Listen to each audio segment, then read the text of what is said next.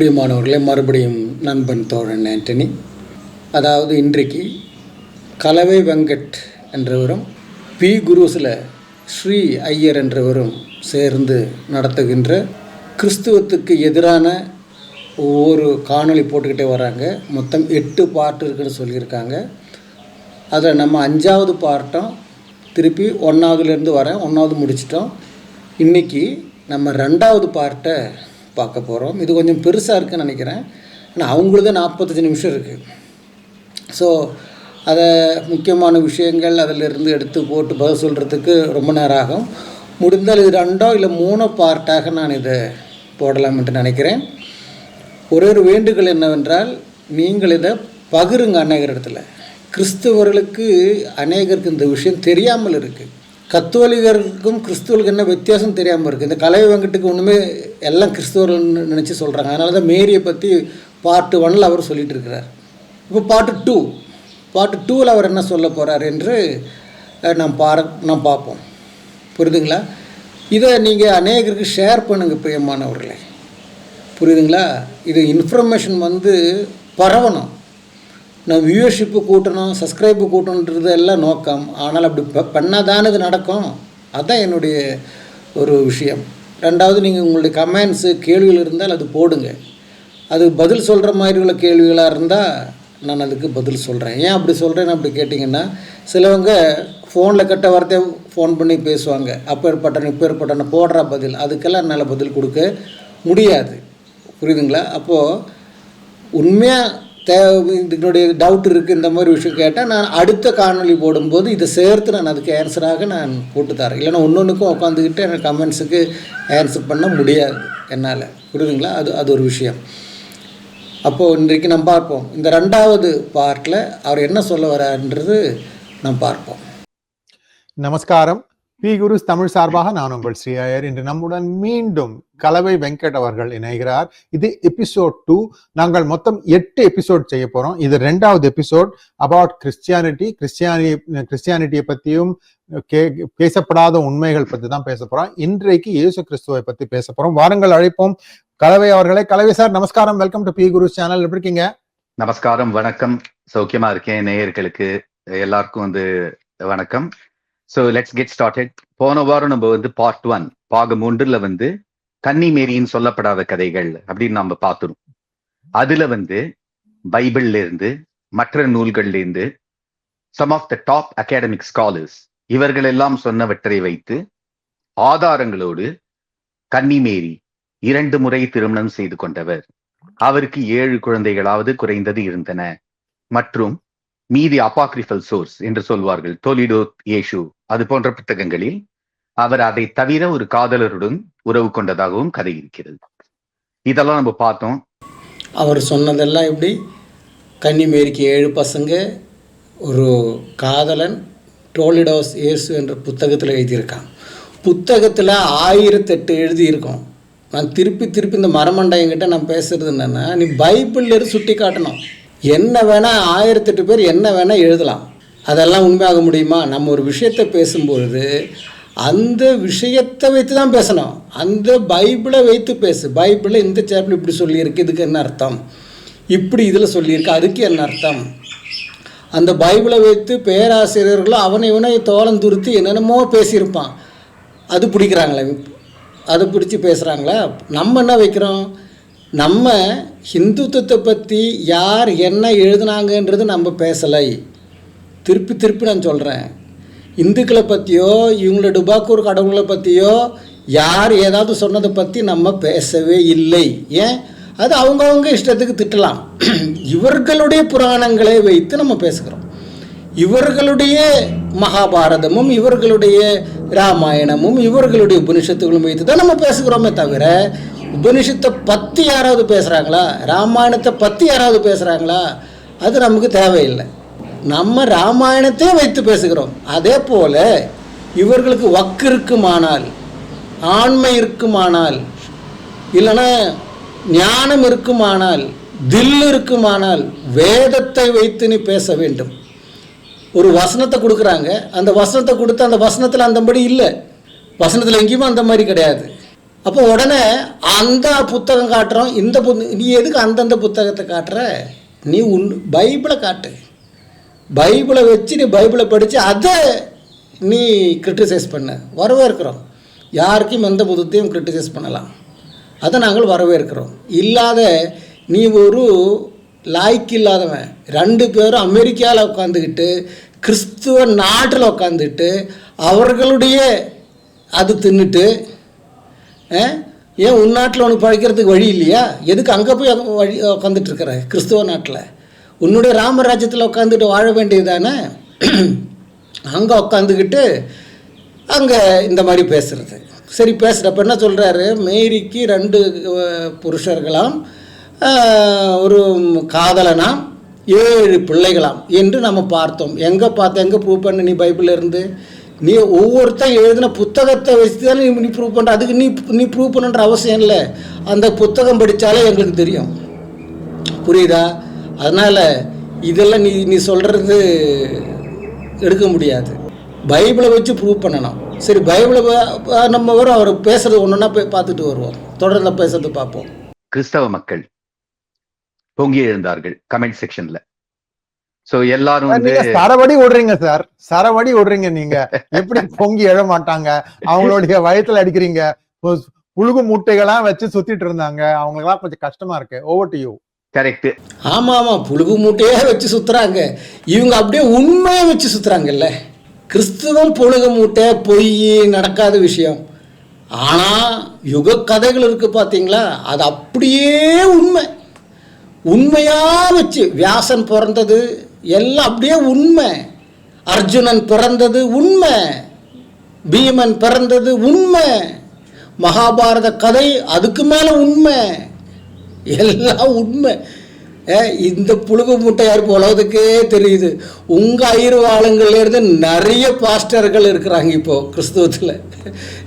சென்னையில் இருக்கின்ற ஆழ்வார்பேட்டையில் இருக்கின்ற நாரத ஞான சபா என்ற ஐயர்வாளில் ஒரு என்ன சொல்கிறது, ஞாயிற்றுக்கிழமை பிராமணர்களுடைய கிறிஸ்துவ பிரேயர் மீட்டிங் நடக்குதுன்னு சொல்கிறாங்க. எனக்கு தெரியல, கேள்விப்படுறேன் நான்.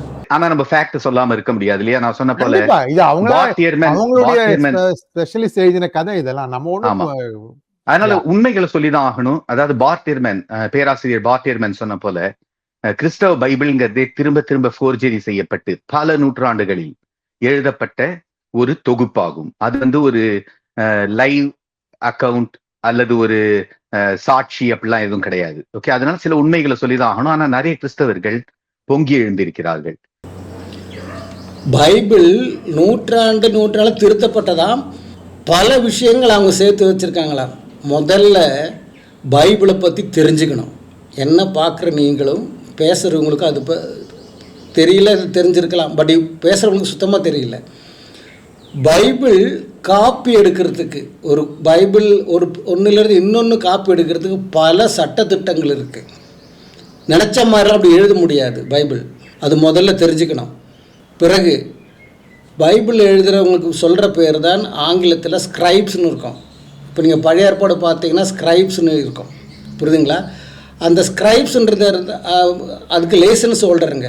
இப்போ உதாரணமாக சொல்லப்போனால் எஸ்ரான்றவர் வந்து ஒரு ஸ்கிரைப். அவர் வந்து பகுத்து எழுதுகிறாள். ஒரு ஒன்று பார்த்து இன்னொன்று காப்பி எழுதுகிறாள். சரி, அது எப்படி எழுதுவாங்க? எப்படி இது சொல்லப்படுகிறது? இது வந்து ஒருபொழுதும் இதை வந்து மாற்றி அவங்க எழுதலைன்றதுக்கு அர்த்தம் எப்படின்னா, இதுக்கு பல சட்டத்திட்டங்கள் இருக்குது. இது ஒன்றிலிருந்து இன்னொன்றுக்கு இப்போ நம்ம ஃபோட்டோ காப்பின்றது போல் ஒரு காப்பி எழுதும் பொழுது ஒரு லைனில் 13லிருந்து 16 எழுத்து வரைக்கும் தான் இருக்க வேண்டும் ஒரு லைனில். அதுக்கு மேலே இருக்கக்கூடாது சட்டம். அடுத்தது, ஒரு பக்கத்தில் 30 லைன் தான் இருக்க வேண்டும். இன்றைக்கு நம்மளோட நோட் புக்கில் பாருங்கள் எத்தனை லைன் இருக்குன்னு. அதெல்லாம் அங்கேருந்து வர்றது தான். 3, இது ஒரு பொழுதும் மனப்பாடமாக எழுதக்கூடாது. மனப்பாடமாக எழுதணுன்னா ஆகும், ஒரு வேளை மனசில் இருக்கிற சிந்திப்போம், ஆனால் அது பெண்ணில் வராது. நம்ம கூட ஒரு சில லெட்டர் எழுதும்பொழுது சில வார்த்தைகள் விட்டுருப்போம். ஆனால் நம்ம எழுதும்போது கரெக்டாக எழுதுன மாதிரி தெரியும். ஆனால் திருப்பதி படிக்கும்போது நடுவில் ஒரு வார்த்தை விட்டுருப்போம், ஐயோ இது நான் எழுதலையே. ஏன்னா நம்ம மைண்டில் இருக்கிறது எழுதுகிறோம், மைண்டில் இருக்கிறது ஒரு பொழுதும் எழுதக்கூடாது. ஒவ்வொரு வார்த்தையும் ஸ்பெல் அவுட் பண்ணிக்கிட்டு தான் எழுதணும். சட்டங்கள் புரியுது உங்களுக்கு? சரி, அது மாத்திரமல்ல, இது இப்படி எழுதுகிறாங்களான்றதுக்கு 3 பேர் இது எழுதுகிறாங்கன்னா 3 பேருக்கு தான் ஒரு சூப்பர்வைசர் இருக்கணும். அதாவது ஒரு சூப்பர்வைசர் கீழே 3 பேர் தான் எழுதணும், 4வது ஆள் எழுதக்கூடாது. அப்போது எழுதுறதெல்லாம் இப்போ ஐசாயா புத்தகம் எழுதுறதா இருந்தால் இந்த 3 பேரும் ஐசாயா புத்தகம் தான் எழுதணும். அது ஒருத்தர் சூப்பர்வைஸ் பண்ணுவார். இவர்கள் அதை படித்து தான் எழுதணும். 100 தடவை எழுதினாலும் பைஹாட்டாக இருக்குன்னு எழுதக்கூடாது, படிச்சுட்டு தான் எழுதணும், சொல்லிக்கிட்டு தான் எழுதிக்கிட்டே போகணும். ஏன்னா ஒரு டாட்டு கூட மிஸ் ஆகக்கூடாது. அப்புறம் இது ப்ரூஃப் ரீடிங்க்கு போகணும். ப்ரூஃப் ரீடர்கிட்டையும் ஒரு காப்பி இருக்கும், இவங்க எழுதுந்து போகணும். அவர் தான் அதை ரீட் பண்ணுவார். அவர் ரீட் பண்ணிவிட்டு எங்கேயாவது ஒரு லெட்டருடைய மிஸ்டேக் இருக்குமானால் அதை அப்படியே கொளுத்தணும். இந்த எழுதுகிற நேரத்தில் ராஜாவே நடந்து வந்தாலும் இவர்கள் எழுந்திருக்கவோ எழுத்து நிப்பாட்டவோ அவருக்கு ராஜாவுக்கு வந்தனம் சொல்லவோ கூடாது. அதே போல் யெகோவா யெகோவா என்ற அந்த வார்த்தை எங்கெல்லாம் பைபிளில் வருகிறதோ அந்த இடத்துலெல்லாம் புது எழுத்துக்கோலை பயன்படுத்த வேண்டும். இவ்வளோ சட்டத்திட்டங்கள் இருக்குது. அப்போது இவங்க நினச்ச மாதிரிலாம் அப்படியே மாற்றி எழுத முடியாது. இவங்க தான் மாற்றி எழுதுகிறாங்களே மகாபாரதம். அதான் எச்ராஜா கிட்ட ஒரு இன்டர்வியூவில் ஒரு ரிப்போர்ட்டர் கேட்டார். எச்ராஜா சொன்னார், இதெல்லாம் புனைக்கப்பட்டது. அப்போ அவர் இன்டர்வியூ கேட்குறாரு, எப்படி சார் மகாபாரதம் போலியா? நீ எந்த டிவி எழுந்திரிச்சிப்போ ஐ எம் கோயிங் அவுட்னு அவரே போயிட்டார் வெளியில். அந்த மாதிரி தான் இந்த கதை. அந்த மாதிரிலாம் பைபிள் பண்ண முடியாது, பைபிள் எழுத முடியாது. ஏன்னா இப்போ இருக்கிற பைபிளும் 2000 வருஷம் முன்னாடி இருந்த பைபிள் காப்பி இன்னைக்கு இருக்குல்ல, ரெண்டையும் படித்து பார்த்தா அப்படி தான் இருக்கும், மாற்றங்கள் இருக்காது. வெர்ஷன்கள் மாறலாம், ஆனால் அர்த்தமோ வார்த்தை ஏதோ மாறாது. இப்போ உதாரணமாக சொல்ல போனால் வெர்ஷன் அப்படி சொல்கிறீங்களா, அது நானே கேட்பீங்க நீங்கள். உங்களுக்கு புரியறதுக்காக சொல்கிறேன். இப்போ இங்கிலீஷில் எடுத்திங்கன்னா எத்தனையோ வெர்ஷன்ஸ் ஆஃப் பைபிள் இருக்குது. நம்ம NKJV, KJV, NIV, ASV, NBS இப்படி நிறைய இருக்குது. அது என்ன விஷயம்னு கேட்டிங்கன்னா, ஒன்று மொழியில் வருகின்ற மாற்றங்கள். இப்போ நம்ம தமிழில் பாருங்கள், ஆதி காலத்தில் நம்ம பேசின தமிழ் இன்றைக்கி நம்ம பேசுகிறோம் இல்லை. அப்போ ஆதி காலத்தில் இப்போ எழுதின பைபிளினுடைய அந்த தமிழ் மொழியும் இப்போ பைபிளில் எழுதுகின்ற தமிழ் மொழியும் ரொம்ப வித்தியாசம் இருக்கும். புரியுதுங்களா? அதோட சிம்பிளாக சொல்கிறேன். சென்னையில் பேசுகின்ற தமிழும், திருநெல்வேலியில் பேசுகின்ற தமிழும், மதுரையில் பேசுகின்ற தமிழும், தூத்துக்குடியில் பேசுகின்ற தமிழும், கோயம்புத்தூரில் பேசுகின்ற தமிழும் தமிழ் தான். ஆனால் எவ்வளோ வித்தியாசம் இருக்குது வார்த்தைகள் பயன்படுத்துகிறதுல. அந்த மாதிரி விஷயங்கள் வெர்ஷன்ஸ் தான் சேஞ்ச் ஆகுமே தவிர ஒருபொழுதும் கருத்தோ அர்த்தமோ புனைப்படுதலோ இருக்கவே இருக்காது. புனைப்படுதல் இருக்காது, அர்த்தம் மாறாது, வெர்ஷன்ஸ் மாறும். இதை கூட தெரிஞ்சுக்கிறதுக்கு இந்த சரித்திரம் பைபிள் எப்படி டிரான்ஸ்லேட் பண்ணுறதுக்குள்ள சட்டங்கள் இருக்குன்றது கூட தெரியாமல் ஒருத்தர் எழுதுனான்னு இவர் படித்தாராம். 1008 எழுதுவான். அது எல்லாம் விஷயம் கிடையாது. எல்லாரும் என்னோட பட்டிமன்றத்துக்கு வரையா, என்னோட மேடையில விவாதம் செய்யறதுக்கு வரையா, இல்ல 2 பேரும் போட்டி வச்சுக்கலாமா, இது மாதிரி நிறைய கேள்விகள். அதை எனக்கு பார்க்கும்போது அதுல பாவம் நிறைய பேர் ரொம்ப பொங்கி எழுந்திருக்கிறார்கள், கோபமாக இருக்கிறார்கள். ஆமாம், கேட்குறாங்க, தில் இருந்தால் பேட்டிக்கு வா, தில் இருந்தால் பட்டிமன்றத்துக்கு வா, ஒரையா ஒன்று கொண்டு பேசுவோம், அடிக்கிறதுக்கு இல்லை. உங்களுக்கு தான் கருத்தோடு ஜெயிக்க முடியாதே. உங்களுக்கு கருத்தோடு ஜெயிக்க முடியாது. உங்களுக்கு எட்ரா வெட்டுறா, அதான் RSS பஜரங்கந்தெல்லாம் பண்ணுறாங்களே, வெட்டணும், குத்தணும், எரிக்கணும், இதுதான் உங்களுக்கு முடியுமே தவிர கருத்தோடு பேசி ஜெயிக்க உங்களால் உங்கள் அப்பனாலே முடியாது. புரியுதா? உங்கள் அப்பா நான் சொல்கிறது பாவம் பேசுகின்ற இந்த யார் கலவையுடைய பயாலஜிக்கல் ஃபாதர் அப்பான்ற அந்த அப்பன்றதில் நான் மீன் பண்ணலை. நான் மீன் பண்ணது உன்னோட பெரியவன் வந்தாலும் முடியாது, அந்த ரீதியில் நான் அப்பன்னு சொன்னேன். ஓகே, அதை பார்க்கும்போது எனக்கு அந்த வடிவேலு காமெடி தான் சார் ஞாபகம் வந்தது. ஓகே, நானும் ஒரு ரவுடி தான், என்னை அரெஸ்ட் பண்ணு அப்படின்னு போலீஸ் கிட்ட போய் கலாட்டா பண்ணுவார். போலீஸ் நீ காமெடி பீஸ், நான் அவனை அரெஸ்ட் பண்ண முடியாது அப்படின்னு சொல்லிடுவான். எனக்கும் அப்படியே ஞாபகம் வருது. அதே காமெடி தான் உனக்கு சேரும்.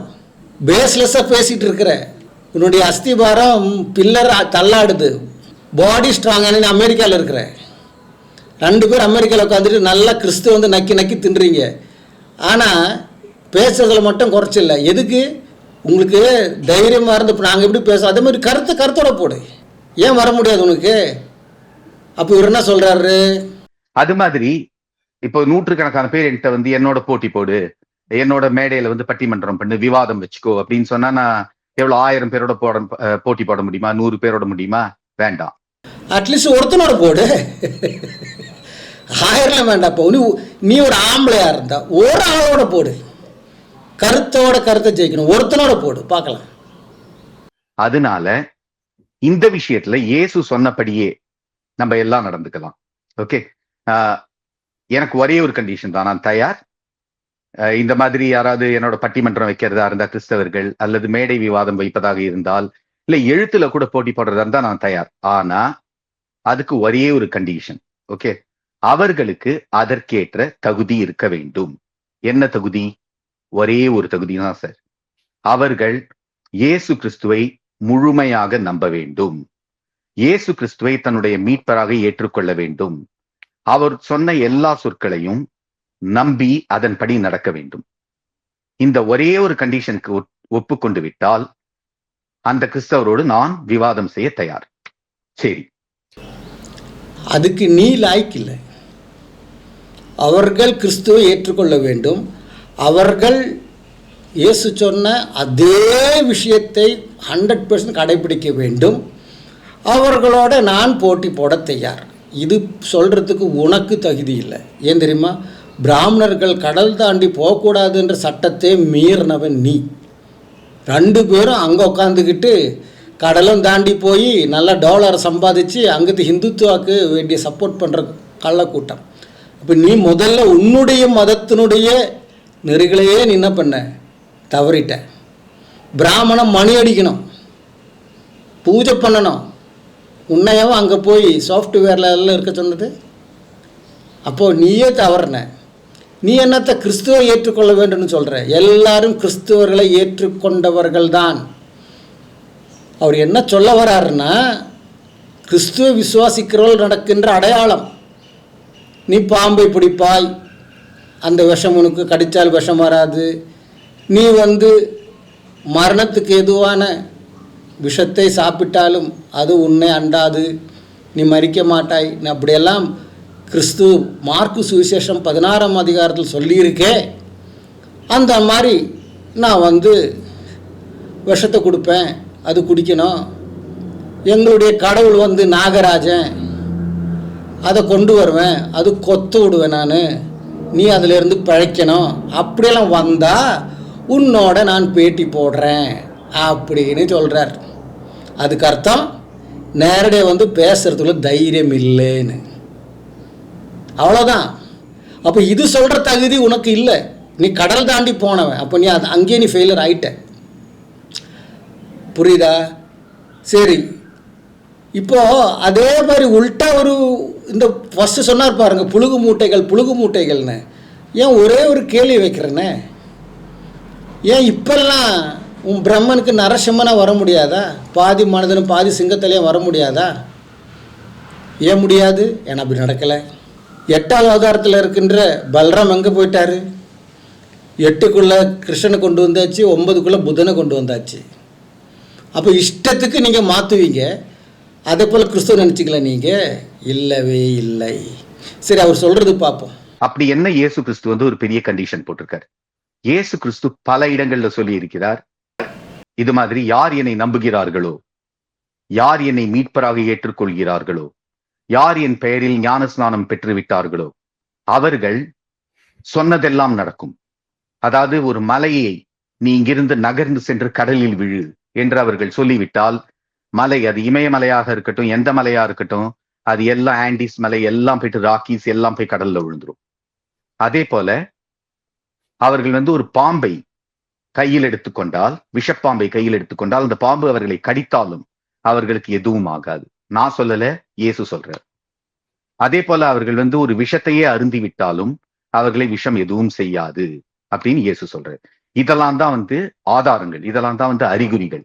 அது எதுக்கு இயேசு சொன்னார்? அது முதல்ல புரிஞ்சுக்கணும். அந்த அதிகாரத்தை படித்தா தானே தெரியும். அந்த புத்தகத்தை படித்து அந்த புத்தகத்தில் சொல்லுகின்ற வசனத்தை கோட் பண்ணி பேசினா நடக்கிறது இல்லை விஷயம். புரியுதுங்களா? அதாவது அந்த காலத்தில் பைபிளை போல் ஒன்று எடுத்து காட்டுறதுக்கு இல்லை. இன்னும் பைபிள் எழுதப்படலை, பிரிண்ட் எடுக்கப்படலை. இல்லைன்னா ஜனங்களுக்கு கடையில் இன்றைக்கி வாங்க கிடைக்கிற மாதிரி வாங்க கிடைக்காது. நான் முன்னே சொன்னது போல் பைபிள் வந்து தோளில் எழுதணும். பணக்காரங்களால் தான் அது ஒரு பைபிள் சொந்தமாக்கணும்னா பணக்காரங்களாக இருக்கணும். ஏன்னா எத்தனை தோல் வேணும் பாருங்கள்.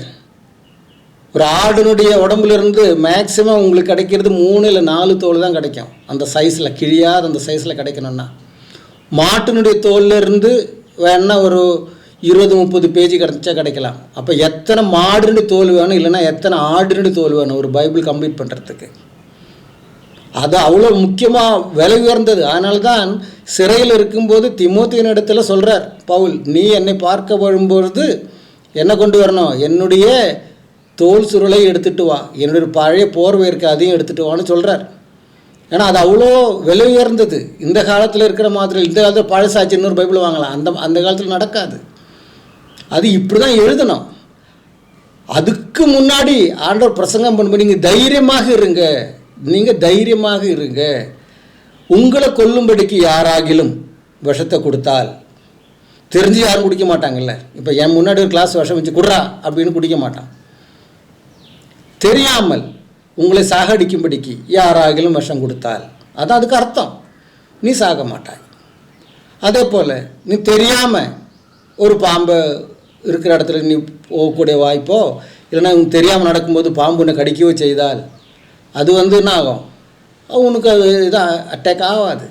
இல்லாத சேலஞ்சு பண்ணு, என்கிட்ட கர்த்தர் இருக்கு பார், குடுறா பாம்பை, கடிக்கேடா என்ன பார்த்தியா, நான் சாகலை, குடுறா விஷத்தை குடிச்சு காட்டுறேன் பாடுறா, நான் சாகலை. அந்த சேலஞ்சு எடுக்கவே கூடாது, செய்யவும் கூடாது. உதாரணம் பைபிளில் இருக்குது. சாத்தான் சொல்கிறான், நீ நிஜமாக தேவனுடைய குமாரனாக இருக்குமானால் இந்த கல்லை நோக்கி அப்பமாக மாற்று. அது அப்பமான உடனே நீ தேவனுடைய குமாரன்று நான் நம்புகிறேன். தேவையே இல்லை. அந்த சாத்தான் சர்டிஃபிகேட் இயேசு கிறிஸ்து தேவையில்லை. அதே மாதிரி இந்த கலைவுடைய சர்டிஃபிகேட் நமக்கு தேவையில்லை. புரியுதா? உனக்கு திராணி இருந்தா நீ வா, விவாதத்துக்கு வா, திராணி இருந்தா. இல்லாமல் இது விடந்தவாதெல்லாம் பேசாத.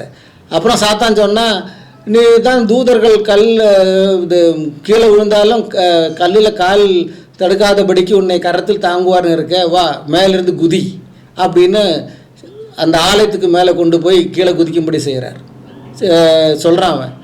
அப்போ இயேசு கிறிஸ்து உடனே குதித்து காட்டினாரா? இல்லை அப்போ செஞ்சு காட்டினாரா? ஏன் அவரால் செய்ய முடியாதா, குதிக்க முடியாதா? அப்போ சேலஞ்சு பண்ணி காட்டுறதெல்லாம் கிறிஸ்துவம். அன்பினாலேயும் ஞானத்தினாலேயும் புரிந்து கொள்வதுதான் கிறிஸ்துவம். இது ரெண்டும் உங்களுக்கு கிடையாது. அன்பினுடைய ஸ்பெல்லிங்கே இந்த பிராமணனுக்கு கிடையாது. இருந்த கீழ் ஜாதி மேல் ஜாதின்னு சொல்லிட்டு தொலை கொடுப்பாங்களா? எத்தனை 1000 லட்சக்கணக்கு ஜனங்களை அடித்து கொண்டு இருக்காங்க இந்த கன்றாவிங்க. இந்த இவங்களை ஜெயினர்களை கழுவத்துனாங்கள, 8000 ஜெயினர்களை கழுவத்துனாங்கள. அந்த மாதிரி ஃப்ராடு கூட்டம் தானே இது, பொய் சொல்லிட்டு. அதனால் இவங்களுக்கு ஏமாற்றி பிழைக்கணும். ஏன் நம்ம இந்தியாவை, இவங்க யாருன்னு கேட்டிங்கன்னா, இந்தியாவை முகலன்ஸு ஆண்டார்கள் இல்லையா, முஸ்லீம் ஆண்டார்கள். அங்கங்கே அரசர்களுக்கு வந்து ஆண்டாங்க. அப்போ அவங்களுக்கு பூஜை பிடிச்சான். பிராமண பொண்ணுங்களெல்லாம் அவன் கல்யாணம் பண்ணிட்டான். ஆனால் இவங்களுக்கு வந்து வரி இல்லை, பிராமணர்களுக்கு வரி இல்லை. மொத்தம் பாவம் வரி, சூத்திரனுக்கெல்லாம் வரி இருக்குது. முகலன்ஸை பிரிட்டிஷ் ஜெயிச்சாங்க. உடனே பிரிட்டிஷுக்கு சொம்பு பிடிக்க போனோம். அப்போ இவங்களுக்கு வரி கிடையாது. மெக்காலே சிஸ்டத்துக்கு பிறகு இவங்க தலைக்கு மேலே வரியெல்லாம் வருகிறது. எல்லாருக்கும் ஒரே சட்டம் ஒரே தண்டனைன்னு அப்போ தான் கொதிச்சு எழுந்தாங்க. அப்போ கூட ஷூ நக்கி ஒருத்தர் இருக்கிறான் பார், சவார்கர்னு. அவன் பிரிட்டிஷ்கிட்ட 40 ரூபா பென்ஷன் அந்த காலத்தில் வாங்கியிருக்கு. 40 ரூபா பென்ஷன் வாங்கி, நாங்கள் இந்த போராட்டத்திலே நாங்களும் எங்களை சேர்ந்தவங்களும் இதுக்கு போராட்டத்தில் வரமாட்டோம்னு சொல்லிட்டு பிராமணன் ஒருத்தன் கூட, ஒரு ஐயர் பையல் கூட இது போகல, போராட்டத்துக்கு போகல. இப்போ எங்கள் நாடு ஹிந்து நாடுன்னு சொல்லிட்டு இந்த ஐயர் வாளுங்க வந்து நிற்கிறாங்க. எந்த போராட்டத்துக்கு இவங்க போக மாட்டாங்க. அந்த நம்பர் 1 ஃப்ராடுங்க.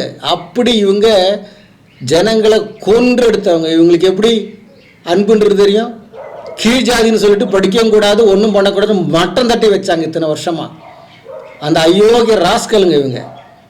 அப்போ இவங்க இப்போ சொல்கிறாங்க, இவங்களுக்கு அன்பை பற்றி என்ன தெரியும்? இவங்களுக்கு அன்பு பற்றியும் தெரியாது, ஒன்றுமே தெரியாது. இவங்க சொல்லுகின்ற பொய் ஃப்ராடுத்தனெல்லாம் கெட்டு கதைகள் ஜனங்க நம்பணும், அவ்வளவுதான். ஆனால் உண்மை கதையை இந்த மாதிரி அவன் சொன்னான் இவன் சொன்னான்னு நாஸ்திகர்கள் எழுதின புத்தகத்தை கொண்டு வந்து வைப்பார்கள். மறுபடியும் 100 தடவை சொல்கிறேன், திராணி இருக்குமானால் நீ பைபிளை வைத்து பேசணும், அதனுடைய கருத்து இப்படி இருக்கு இல்லையான்னு சொல்லணும். அவன் எழுதினா இவன் எழுதினா இது தேவையில்லை. நீ சாத்தானே கர்த்தர் சேலஞ்சுக்கு எடுக்கலை, புரியுதுங்களா? சாத்தானே எடுக்கலை. அதை விட பெரிய சக்தியை நீ இதெல்லாம் எடுத்துட்டு வந்தால் உங்களோட இவர் என்ன பண்ணுவாராம், போட்டிக்கு வருவாராம். இவர் பெரிய கொம்பன். அங்கே கிறிஸ்துவங்களை எச்ச தின்றதுக்கு போயிருக்கிறான், அவனுடைய ஆய் தின்றதுக்கு போய் உட்காந்துட்டு நக்கி நக்கி தின்னுட்டு இங்கே காசு அனுப்புகிறான். இவன் போய் பேசுகிறான், மானம் கட்டவன். பார்ப்போம் தொடர்ந்து என்ன பேசுகிறான்னு.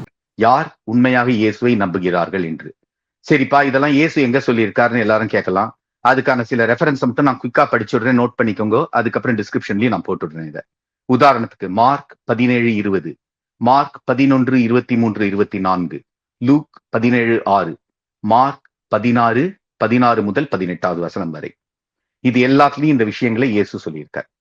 அப்படியான என்னோட யார் விவாதம் பண்ணணும்னு நினைக்கிறார்களோ கிறிஸ்தவர்கள், அவர்கள் ஒரே ஒரு ப்ரூஃப் தான் கொடுக்கணும், அவர்கள் இயேசுவை நம்புகிறார்கள். இப்ப அவர் சொல்லிட்டார், நீங்க பாம்பை கையில பிடிச்சா பாம்பு உங்களை கடிச்சாலும் ஒன்றும் ஆகாதுன்னு. ஓகே, அப்கோர்ஸ் இதெல்லாம் நம்ம பகுத்தறிவுக்கு ஏற்ற விஷயங்கள் இல்லை. உதாரணத்துக்கு நீங்க ஆக்ட்ஸ் எடுத்துக்கொண்டால், ஆக்ட்ஸ் ஆஃப் தி அப்பாஸ்டல்ஸ்ல பால் எழுதுறார். அவர் மால்டாக்கு போயிருக்கும் போது அங்க அவர் ஒரு கட்டுவிரியன் கொத்திட்டு, ஆனா பாரு இயேசு சொன்ன மாதிரி நான் இயேசு நம்பினதுனால எனக்கு ஒண்ணுமே ஆகலைன்னு சொல்றார். ஒரே ஒரு சின்ன பிரச்சனை தான், மால்டால விஷப்பாம்பே கிடையாது. கட்டுவிரியனை விடுங்க, வேற விஷப்பாம்பே கிடையாது. அங்க மொத்தம் 4 ஸ்பீசிஸ் தான் தண்ணி பாம்பு மாதிரி இருக்கும், விஷமற்ற பாம்புகள். பாருங்க, மால்டாக்கு போன கதை அப்போஸ்தலர் புத்தகம் 28ஆம் அதிகாரத்தில் இருக்கு இல்லைங்களா? அவர் போன அந்த கப்பல் ஒட்டஞ்சி சுக்குநூறாகி இரவு அங்கே போய் மாட்டுறாங்க. அப்போது மால்டாவில் இருக்கின்ற ஒரு பாம்பு, நான் ஃபோட்டோ போடுறேன் பார்த்தீங்கல்ல, இதுதான் அந்த பாம்பு. இதை கெட்டுவீரியன் போல தான் இருக்கிறது இந்த பாம்பை பார்த்தா. உங்களால் இல்லைன்னு சொல்ல முடியுமா? இதுக்கு விஷமும் இருக்குது, விஷம் இல்லைன்றதல்ல, மனுஷன் சாகக்கூடிய விஷயம் இருக்குது. ஆனால் நிபுணர்கள் என்ன சொல்கிறாங்கன்னா, அது கடித்தால் அந்த எல்லா பாம்புக்கும் கடிக்கிற அந்த பல்லாண்ட அந்த விஷம் வெளியில் வரக்கூடியது இருக்குது. இதற்கு அதுக்கு கீழே இருக்கிறதுனால இது கடித்தா அந்த விஷம் நம்முடைய உடம்புல பாயறதுக்கு லேட் ஆகும்.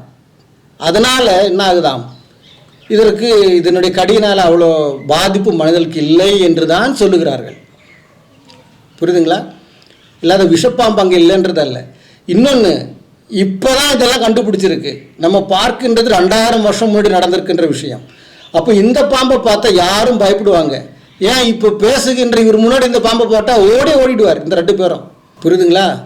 அப்போது பவுல் என்ன செஞ்சார், எரியிற அந்த இதெல்லாம் கட்டையை போட்டுக்கிட்டு விறகு போட்டுகிட்டே இருக்கும்போது இந்த பாம்பு கடிக்குது. கடித்த உடனே பவுல் ஒருபொழுதும் சொல்லலை, பாடுறா என்கிட்ட இயேசு இருக்கு, எனக்கு ஒன்றும் ஆகாதுன்னு பாருன்னு சொல்லி போடலை. கடித்த உடனே அவர் அதை நெருப்பில் அப்படியே இது பண்ணிட்டு நெருப்பில் போட்டால் அது எரிஞ்சாச்சு. அந்த ஊர் மக்கள் சொல்லுகிறார்கள், இதான் இவங்க பேசுகின்ற பொய். பவுல் ஒரு வார்த்தை கூட பேசலை, எதுவுமே பவுல் பேசலை. ஊர் மக்கள் சொல்லுகிறார்கள், இவன் மகா பாபி, கடலிலே இவனை மரணம் வந்தாலும் தப்பித்து கரைக்கு வந்தாலும் அப்போ பாரு இவன் தலையை தான் விடலை, வீரன் பாம்பு அவனுக்கு கடிச்சிருக்கு பாரு, வயிறு வீங்கி சாக போறான்னு யார் சொன்னது? ஊர் மக்கள் சொல்லுகிறார்கள். அப்பவும் பவுல் எதுவுமே பேசலை. அப்போ பார்த்துட்டே இருக்காங்க, வயிறு வீங்கல, பவுலும் சாகலை, அவன் பாட்டுக்கு பவுல் பாட்டுக்கு என்ன சொல்கிறது, தீ காய்ந்துக்கிட்டே இருக்கிறார், நல்லா சூடு வருது, நல்லா மாதிரி இருக்கும்போது ஐயோ இவருக்கு ஒன்றுமே ஆகலையேன்னு சொல்லிட்டு இவன் பெரிய துரோகி பாபின்னு சொன்ன அதே ஜனங்கள் இவன் தேவ புருஷன் சொல்லிட்டு அவன் என்ன இது பண்ணுறதுக்கு வராங்க. என்ன சொல்கிறது, அவனுக்கு ஒரு ப்ரைஸுக்கு gift கொடுக்கறதுக்குன்னு வராங்க, இவன் பெரிய ஆளுன்னு சொல்லிட்டு. அது வந்து பவுல் சொல்லலை. முதல்ல புரிஞ்சுக்கணும், பவுலுடன் பயணித்த லூக்கா எழுதின புத்தகம்தான் அப்போஸ்தல புத்தகம். இப்போ லூக்கா எழுதுறார் இப்படியெல்லாம் ஆயிடுச்சின்னு. பவுல் அங்கே வாயே திறக்கலை. அது நல்லா புரிஞ்சுக்கணும். பாம்பு கடையை பற்றி பவுல் வாயே திறக்கலை. ஆனால் இவர் என்ன சொல்கிறார்? அப்பட்ட பொய் சொல்கிறார். இப்படி தான் பொய் பேசுவாங்க. இவர் ப்ரூவ் பண்ணட்டும். மறுபடியும் சொல்கிறேன், இவர் அது பவுல் இப்படி சொன்னார் இந்த வசனத்தில் இருக்குன்னு ஒரு ப்ரூவ் பண்ணட்டும். இயேசு இடத்துல இருக்கிறதுனால பாம்பு கடிச்சு எனக்கு ஒன்று ஆகலை பாரு அப்படின்னு பவுல் சொன்னது இவர் ப்ரூவ் பண்ணட்டும். மானஸ்தனாக இருந்தால், நான் அப்பனுக்கு பிறந்தான்னு சொல்கிறது இல்லை. ஏன்னா சிலங்க ஃபோன் பண்ணிவிட்டு, ஐயா நீங்கள் அப்பன்னு எல்லாம் சொல்லாதீங்க, அது கேட்கறது ஒரு மாதிரி. சரி வேண்டாம், மானஸ்தனாக இருந்தால் பண்ணட்டும். எனக்கு வர ஆத்திரத்தில் அப்படி பேச வேண்டியதாக இருக்குது. புரியுதுங்களா? பவுல் சொல்லாததை இவர் சொல்லுகிறார். இந்த 2வது பாட்டு வந்து கொஞ்சம் லெங்க்தியாக இருக்குது. ஆனால் நம்ம ஸ்டெப் பை ஸ்டெப்பாக பார்ப்போம், எந்த அளவுக்கு புலிமுட்டை பேசுகிறாங்கன்னு பார்க்கலாம். அங்கே மொத்தம் 4 ஸ்பீசிஸ் தான் தண்ணி பாம்பு மாதிரி இருக்கும், விஷமற்ற பாம்புகள். அதனால இது வந்து ஒரு அபத்தமான ஒரு கூற்று. அது மட்டும் இல்லை, இந்த பைபிளை எழுதின பாலோ யாரா இருந்தாலும், அந்த ஆக்ஸ் எழுதினவர் மால்டாக்கே போனது இல்லைன்னு நம்மளுக்கு தெரியுது. இருந்தாலும் இது கிறிஸ்தவத்தின் அடிப்படை நம்பிக்கை. இயேசுவை யார் நம்புகிறார்களோ அவர்களை விஷம் ஒன்றுமே செய்யாது. எதுவுமே அவர்கள் நினைத்தால் அதை சாதிக்க முடியும். இயேசுவோட பெயரை சொல்லிவிட்டு சாதிக்க முடியும். கிறிஸ்துவனுடைய நம்பிக்கையே அது கிடையாது. பாம்பு கடிச்சா சாவ மாட்டான்றதெல்லாம் கிறிஸ்துவத்தோட நம்பிக்கை கிடையவே கிடையாது. ஒருவன் கிறிஸ்துவுக்குள் வருவதற்கு நோக்கமும், கிறிஸ்து ஒருவனை இழுப்பது நோக்கமும், கிறிஸ்து பூமியில் மனிதனுக்காக சிலுவையில் ரத்தம் சிந்து மரித்து உயர்த்த நோக்கமும் அவனை பாபமுக்தனாக்கி பரிசுத்தவானாக்கி தேவனுடைய பிள்ளையாக்கி பரலோகம் கொண்டு போகணும் என்ற ஒரே நோக்கம்தான். பாம்பு கடிச்ச சாவனோ சாவாதோ என்றதெல்லாம் விஷயமே கிடையாது. புரியுதா? அதெல்லாம் கிறிஸ்துவோட நோக்கமும் கிடையாது, மூல உபதேசமும் கிடையாது. அது அவர் அன்னைக்கு சொன்னது. மலையை பார்த்து பெயர்ந்து கடலை போனால் போகும். மரத்தை, ஏன்னா அவர் பசியுடன் கேட்டார், அத்தி மரத்தில் பழம் இருக்கான்னு பார்த்தாரு, இல்லை இன்னும் உங்ககிட்ட இதுவே காய்க்கக்கூடாதுன்னு சொன்னா மரம் சாஞ்சு போச்சு. அதெல்லாம் வந்து தீர்க்க தரிசனமாக நடக்கின்ற விஷயங்கள். அவ்வளவுதான். மலையினம் பிரச்சனைகள் மலை போல வருமா? எப்போ அது சொல்கிறார், எந்த கான்டெக்ஸ்டில் அது பேசுகிறார் அதை பேசட்டும். எந்த கான்டெக்ஸ்டில் மலையை சொல்கிறார். ஆனால் சீஷர்கள் சொல்கிறாங்க, இது வந்து எங்களால் முடியலையே அப்படின்னு சொல்லும்போது அதில் பதில் அவர் சொல்கிறார், மலையே போகும்பா, அதை விட இது பெரிய விஷயமா அப்படின்னு சொல்கிறார். புரியுதுங்களா? இப்போ நான் கேட்குறேன், எல்லாரும் நான் கேட்டுக்கிட்டே போகிறேன், இது கேட்க வேண்டியதாக இருக்குது. எல்லோரும் ஹனுமான் பூஜை பண்ணுறோம் தானே. அந்த மரீச்சின்ற அந்த மலையை கொண்டு வந்தான்ல, அந்த சஞ்சீவனி அந்த மருந்து எடுத்துகிட்டு வாடான்னு சொல்லிட்டு ராமன் அனுப்புகிறார் ஸ்ரீலங்காவிலேருந்து. ராமாயணத்தில் இருக்கிறது யுத்தம் நடக்கும்போது லக்ஷ்மணுக்கு அடிபட்டாச்சு. அப்போ ராமன் கடவுளுக்கு அந்த அடிப்பட்டதை சௌக்கியம் கொடுக்க முடியல. உடனே ஹனுமான் அனுப்புகிறார், போ கைலாசத்தாண்ட இருக்கின்ற மரீச்சி என்ற அந்த மலையை எடுத்துகிட்டு வா, மன்னிக்கணும், அந்த மலைக்கு போ. அந்த மலையில் சஞ்சீவனின்னு ஒரு புல் இருக்குது, அதை எடுத்துகிட்டு வந்தால் தான் இதுக்கு மருந்து. உடனே ஒரு சாயின்னு போகிறார். அங்கே போனோடனே அந்த பேரை மறந்துட்டார். உடனே மலையே பேத்துருவான்ட்டார்.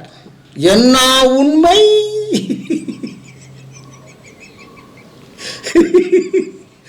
ஒரு கையில் கதை, இன்னொரு கையில் அப்படியே மலை அப்படியே பறந்துக்கிட்டு வராரு. அவன் அந்த குரங்கு மூஞ்சியை பூஜை பண்ணுறாங்க. இன்னும் ஒரு கல்யாணம் பண்ணாலே ஆஞ்சநேயரான், அவன் பில்டப் பண்ணுறான். ஏன் பில்டப் பண்ணுற? எதுக்கு டம்பிள்ஸ் அடிக்கிற? பூஜை பண்ணு. அந்த முட்டா பையனுக்கு பசி எடுத்த உடனே சூரியனை பிடிச்சி கடிக்க தின்னு போச்சு. உடனே வருணமாயே தொடாத, அது சொட்டனே சத்துருவேன்னு சொல்லிட்டான். எது சூரியன் அப்படியே பிடிக்க தின்னு போறான். உண்மை கதைங்க இதெல்லாம், நீங்கள் நம்பணும். பைபிள் போய் இதெல்லாம் உண்மை, ராமாயணத்தில் இருக்கின்ற உண்மை கதைகள். சரி, அப்போ மலையை பேர்ந்து போன்னு சொன்னார். ஏன்னா பிரச்சனைகள் மலை போல இருந்தாலும் அது உன்னுடைய வாழ்க்கை என்ற அந்த வழியை விட்டு வேகும். சமுதிரத்துக்கு போ அப்படின்னு என்ன அர்த்தம்? திருப்பி அது வராது வாழ்க்கை. சமுதிரத்தில் போனால் அந்த மலை சமுதிரத்தில் முழிக்கிடும், திருப்பி மேலே வராதுன்றது போல அந்த பிரச்சனை ஒன்றை விட்டு விலகிடும், திருப்பி அது இடத்துல வராது. அந்த அந்த கான்டெக்ஸ்ட் பேசுகிறார். ஏன்னா சீஷனை சொல்றதுனுடைய பதில் சொல்றாரு அவர். அதை எடுத்தார். ஐயோ பெரிய கண்டுபிடிப்பு,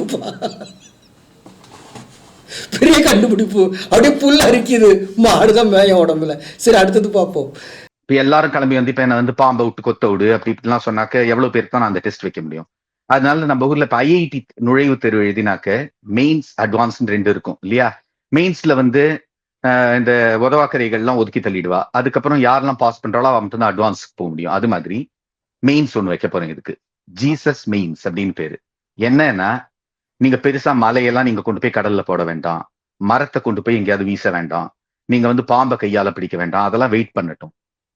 ரொம்ப சிம்பிள் விஷயம் சார். நீங்க எந்த பாஸ்டர், போப், பாதிரிமார்கள் யாரை வேணா எடுத்துக்கோங்களேன், எல்லாரும் குண்டு குண்டா இருக்கா இல்லையா? எல்லாருக்கும் தொப்பையும் தொந்தியுமா இருக்கு. ஏன்னா அவ்வளோ சாப்பாடு. ஓகே, பெரும் தீனிகள், ஓகே, பெரும் குடிகாரர்கள். ஒரு பழமொழி சொல்லுவாங்க, ஏனக்கால பள்ளம் நோண்டி தன் காலை பள்ளத்தில் வச்சு மண் போட்டு மூடிட்டு ரோட்டில் போகிறவனை பார்த்து ஏனக்காலன்னு சொல்லுவானா. அந்த மாதிரி ஐயர் வாளுங்க நல்லா ஓமம் பண்ணி நெய்யை நக்கி நக்கி, இந்த அருமொழின்றவங்க இருக்காங்க பாருங்க, அவங்க சூப்பராக சொல்லுவாங்க, நெய்யை நக்கி நக்கி தொப்பை பெருசு பண்ணிட்டு இருக்காங்க. ஐயர் என்ற பெயர் வந்தாலே நம்ம மைண்டில், நான் சொல்ல வேண்டாம், ஃபோட்டோ போட வேண்டாம், உங்கள் மைண்டில் என்ன சிந்தனை வருது? ஐயர்னாலே ஒரு குடுமி, ஒரு பூனோல், வயிறு சும்மா ஒரு 10-20 மாதம், 10 மாதம் லேடிஸுக்கு கூட அந்த அளவுக்கு வயிறு இருக்காது. ஒரு 20 மாதம் கொடுப்போம், அந்த அளவுக்கு வயிறு வச்சு ஆட்டிட்டு வருவான் பாரு, ஷர்ட்டும் போடாமல் வேர்வை நாத்தத்தோடல். அவன் தான் ஞாபகம் வருது. அது உள்ளே இருக்கின்ற அந்த ஆதங்கம், வெறுப்பு. இவங்க பாட்டுக்கு தின்றாங்களாம், தொப்பையும் தொந்தியுமா. எத்தனை பாஸ்டருக்கு இவர் தொப்பை தொந்தி பார்த்துருக்கிறாரு, எத்தனை பிஷப்புக்கு போப்பு தொப்பை தொந்தி பார்த்துருக்கிறாரு. அவங்க டீசெண்டாக ஷேட் பண்ணி வெஸ்ட் கோட்டு, அங்கி இல்லைன்னா கோட்டு போட்டு தான் நிற்கிறாங்க. எத்தனை பேருக்கு தொப்பை தொந்தி போட்டுருக்கு. அவங்க இந்த மாதிரி தின்றவங்க இல்லை. வாழ்க்கையில் ஃபாஸ்டிங்ன்று தெரியுமா? ஐயர்வாள் நல்லா நைய நக்கி நக்கி நக்கி இப்படி தொப்பை வச்சுட்டு போகிறாங்க.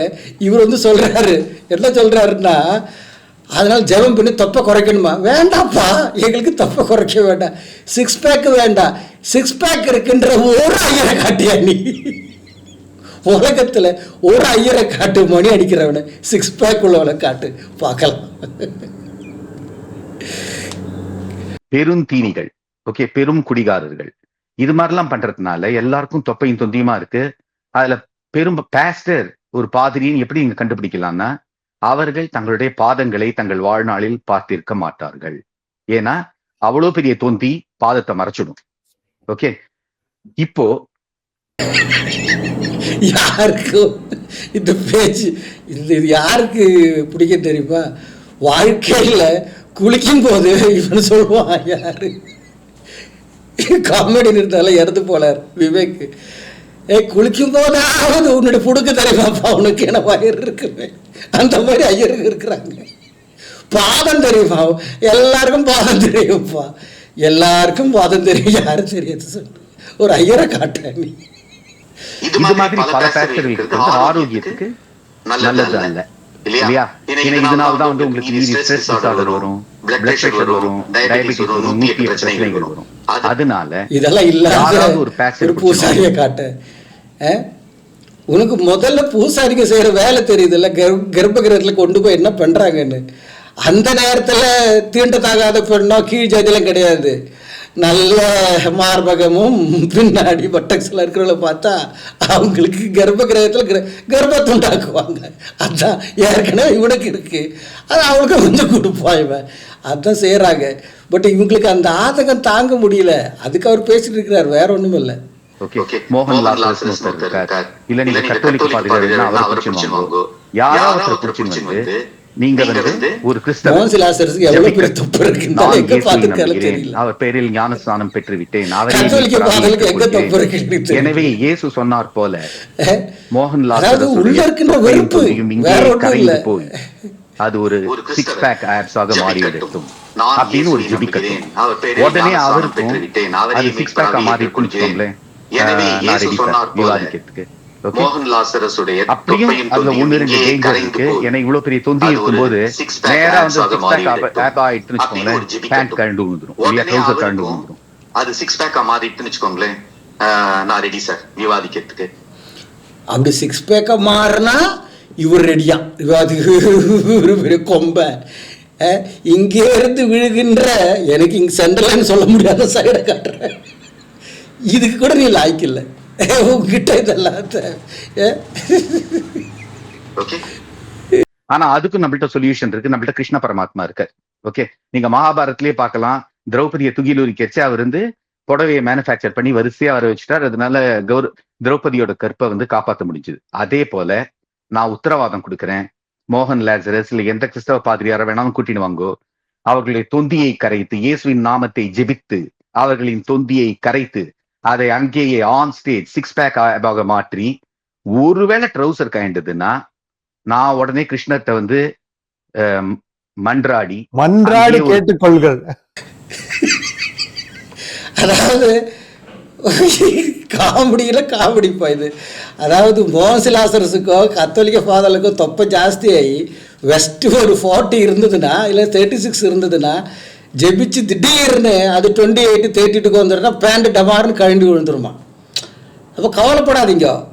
திரௌபதி எது யாருது திரௌபதி? அந்த புண்ணியாத்மா தெரியல உங்களுக்கு. 5 பேரை கணவனை வச்சிருக்கிறான், 5 கணவன் மாற வைத்திருக்கிறான். புரியுதா? அப்போ அவங்க அப்பா வந்து இதுல சூதாடுறவன். ரொம்ப நல்ல குடும்பம். சூதாடி என்னாச்சு, நாட்டெல்லாம் போச்சு. கடைசியில் 5 பேரை சேர்ந்து பொண்டாட்டியை வைக்கிறாங்க சூதுல. அப்போ அவங்க ஜெயிக்கிறாங்க. உடனே சாரியை இழுக்க இழுக்க இழுக்க கிருஷ்ணன் ஜும்னு கிருஷ்ணன் கையில் இருந்து சாரி போக. இப்போ நான் முட்டா பாயலேன்னு கூப்பிடாம என்னங்க கூப்பிடணும்? கொஞ்சம் யோசிச்சு பாருங்க. முட்டா பாயலேன்னு கூப்பிடாம நம்ம என்னன்னு கூப்பிடணும் இவங்களை.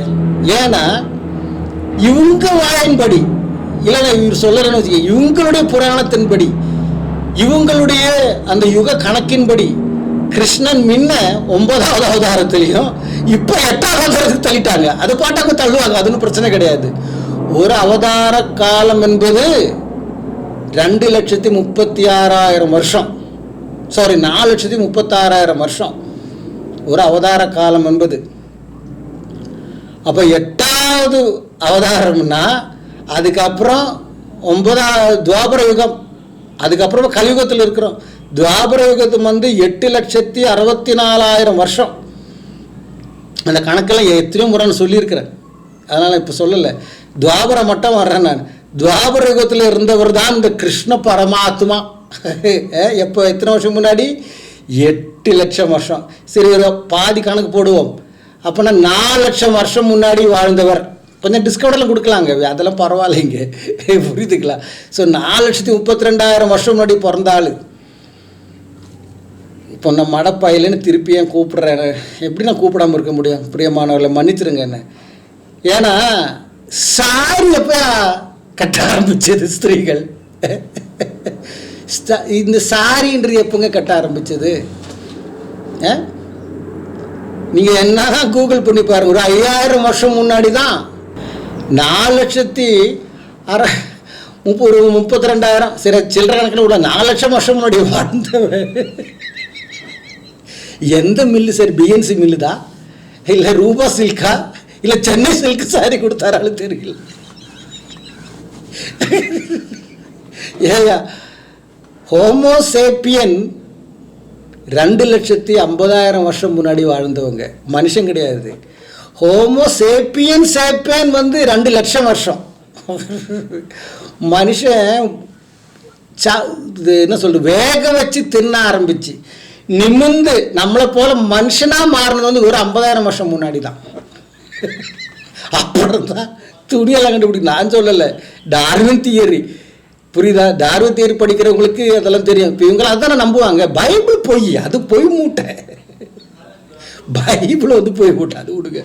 மகாபாரதம் உண்மை உண்மை உண்மை உண்மை, புரியுதா? அப்போ அதில் கிருஷ்ணன் வந்து அப்படியே கொடுப்பாராம். உடனே இவர் வந்து என்ன செய்வாராம், இந்த போகசிலாசரஸுக்கெல்லாம் பேண்ட் இல்லைன்னா புடவை செஞ்சு கொடுப்பாராம். உடனே அதுக்கு இவர் பி குரு என்ற அந்த ஒரு புண்ணாக்குக்கு பயங்கர சந்தோஷம். பார்ப்போம். முடிஞ்சது. அதே போல நான் உத்தரவாதம் கொடுக்கிறேன், மோகன் லாசரஸ் இல்ல எந்த கிறிஸ்தவ பாதிரியார வேணாலும் கூட்டின்னு வாங்கோ, அவர்களுடைய தொந்தியை கரைத்து இயேசுவின் நாமத்தை ஜெபித்து அவர்களின் தொந்தியை கரைத்து அதை அங்கேயே ஆன் ஸ்டேஜ் 6 பேக் ஆக மாற்றி ஒருவேளை ட்ரௌசர் கைண்டதுன்னா நான் உடனே கிருஷ்ணத்தை வந்து மன்றாடி கேட்டுக்கொள்கள் மன்றாடி கேட்டுக்கொண்டு அங்கே ஒரு புடவையை தயாரிச்சு அவர்களுடைய மானபங்கத்தில் இருந்து அவரை காப்பாற்றி விடுவேன், அந்த பாதிரியாரியோ பேஸ்டரியோ. ஓகே, இது நான் கொடுக்கிற வாக்குறுதி. சரி, இதெல்லாம் தாண்டி வந்துட்டா ஒருவேளை ஒரு 7-8 பேர் 20 பேர்லாம் வந்துட்டா அடுத்தது செகண்ட் ரவுண்ட் எப்படி எப்போன்னு கேட்பேன். செகண்ட் ரவுண்ட் ரொம்ப சிம்பிள் சார். எங்களோட குலதெய்வம் பெரியாண்டவர். பெரியாண்டவர் அப்படின்னா நாகப்பாம்பு, கோப்ரா. ஓகே, இயேசுவே சொல்லியிருக்கார் விஷப்பாம்பு கடிச்சா ஒண்ணுமே ஆகாதுன்னு. எங்க குலதெய்வத்தையும் நான் கூட்டிட்டு வருவேன். அந்த குலதெய்வத்தை விட்டு உங்க நாக்குல, கண்ணுல, மூக்குல, கையில, கால்ல எங்க கடிக்கணும் நீங்க சொல்றீங்களோ கடிக்க விடுவேன். இயேசுதான் சொல்லிட்டாரு உங்களுக்கு ஒண்ணும் ஆகாதுன்னு. அப்படி ஜாலியா சிரிச்சுட்டு வாங்கோ, நம்ம பட்டிமன்றம் நடத்தலாம். எப்படி ஜாலியாக சிரிச்சுட்டு வாங்க, இவர் பட்டிமன்றம் நடத்து வரான். இவர் பெரிய இது. நீ வெளியில வாயா, நீ வெளியில வா. சொல்றாங்கல்ல எங்களுடன் போட்டி போட வான்னு, வா. எடுவும் புராணங்கள், நாங்கள் பைபிள் எடுக்கிறோம், இல்லை நாங்கள் புராணத்தை எடுக்கிறோம், நீ எடு பைபிளை சுட்டி காட்டு. ஆம்பளையா இருந்தா நீ அதுதான் செய்யணும், புரியுதா? குருக்கு ஒரே சிரிப்பு. ஐயோ, கடைசியில கேள்வியில கேட்கிற பாருங்க, அப்போ சிரிக்கணும். நிறைய கிறிஸ்தவர்கள் எனக்கு ஏன் புரியுது, எல்லாரும் வந்து ரொம்ப கோபமா திட்டி ஆபாசமா எழுதி ரசாபாசமாக எழுதி இதெல்லாம் செய்கிறார்கள். இல்ல இல்ல, ஏன்னா எங்களுக்கு உங்களை பார்த்தா பரிதாபம் தான். தகர்க்கப்படுகிறது. நம்ம வைக்கும் வாதங்களில், நாம் தரும் ஆதாரங்களில் அவர்களுடைய அடிப்படையான நம்பிக்கை தகர்க்கப்படுகிறது. அதனால அவர்களுக்கு இயலாமையின் வெளிப்பாடு கோபமாக வருகிறது. அது எனக்கு புரியுது. ஆனா அவர்களை யோசிக்க வேண்டும். ஏன்னா வாழ்நாள் முழுக்க இயேசுதான் மீட்பர், அவர் நாமத்தை ஜெபிக்கிறேன் அப்படிலாம் சொல்லிட்டு அவர்களால ஒரு பதில் கூட சொல்ல முடியல, ஒரு ரீசனபிளா ஒரு கேள்வி கூட கேட்க முடியலன்னா உங்களுடைய நம்பிக்கை வீண் என்றுதான். அதனால கோவப்படாம பொறுமையா மரியாதையா சில கேள்விகளை கேட்டா நானும் ஸ்ரீயரும் அதெல்லாம் ஷார்ட் லிஸ்ட் பண்ணி வரும் வாரங்கள் அவற்றுக்கான பதிலை தருவோம். இப்ப நான் வைக்கிற கேள்வி பதில சொல்லு. இதுனா பொறுமையா கேட்டு அது கேட்டு இது கேட்டு, இவரு பெரிய ஸ்காலரு, அவன் எழுதின புத்தகத்தை படிச்சுட்டு நாஸ்திகள் எழுதின புத்தகத்தை வச்சு பேசுறத தவிர நீ பைபிள் படிச்சு ரிசர்ச் பண்ணியிருக்கிறியா? பைபிளை வச்சு பேசு.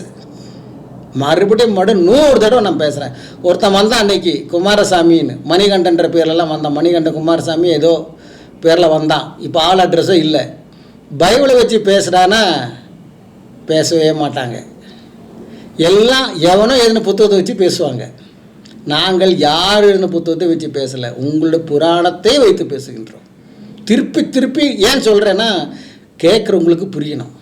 தயவுசெய்து சப்ஸ்கிரைப் பண்ணாமல் நீங்கள் பார்க்குறதா இருந்தால் சப்ஸ்கிரைப் பண்ணுங்கள், அனைவர்களுக்கு ஷேர் பண்ணுங்கள். கர்த்தர் உங்களை ஆசீர்வதிப்பாராக.